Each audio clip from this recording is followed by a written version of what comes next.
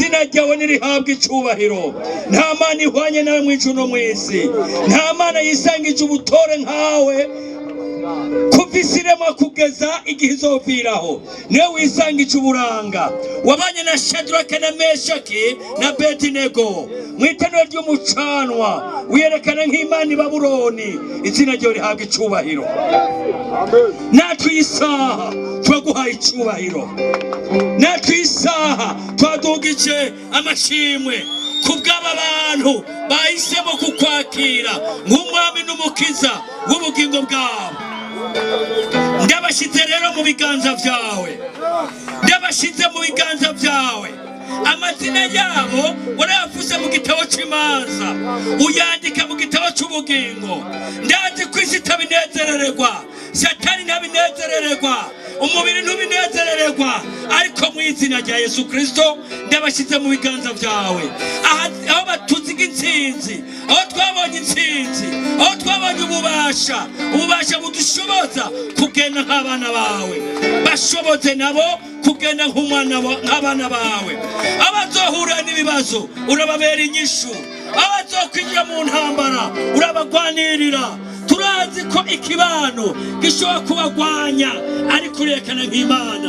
Turazi ko ibyo bahozemo bishobora kugenda biriburuka imbere zabo, ariko wa muririmbyi yavuze ngo ingeso wamwanyanduje ziragomba kumvyuka, ngo ariko uzirandure uzihonye. Ndagusabye ngo bagire neza, nizabavyuka rya bahozemo uraseruka nk'Imana, ubagwanirire, ubaneshereze mu izina rya Yesu Kristo. Ndagusabye ngo ubandanye kuvugana nabo, uzobandanye kwerekana nk'Imana muri byose, uzobandanye kubarongora mu nzira yo kugororoka. Ibyo badatahura urabigisha, kuko niwe mwigisha w'ukuri. Mwe muyerabe ku ntebe y'inganji mu bugingo bwabo, abarongore mu nzira yo kugororoka. Ijambo ryawe rivuga ngo abarona mwe mu w'Imana bose nibo bana b'Imana. Kubw'ibyo rero ndasabye ngo ubafata ukuboko ubajyane mu nzira ugomba ko bacamwo, maze babone ubwiza bwawe, bamenye ko hari Imana ishobora byose. Imana basenze zitari zo uhereye isaha nyene turazivumye mu izina rya Yesu Kristo. Turazi ko ari ibintu by'isokuru bishobora kubakurikirana, ibyo bakorewe n'abapfumu, bakorewe n'abarozi, bakorewe imiryango yabo yabakoreye, n'ibyo bakurikirana urabihagarika mu izina rya Yesu Kristo.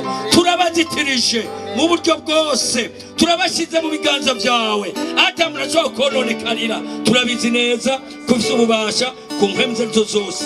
Nicyo gituma dufashe mpiri zijya mpwemu zishobora kubikurikiza, zikabatera uruhagarara, zikabatera ubwoba. Turazi ko nibyaramuka bibaye urahaseruka, kuko waduserutse ko uratugira neza tugeze uyu munsi. Natwe tuzi kuri Imana, kandi twabonye ubumana bwawe, kandi uduha gushingwa neza. Uraha gushingwa neza mu buryo bwose. Turabisenze mu izina rya Yesu, amen.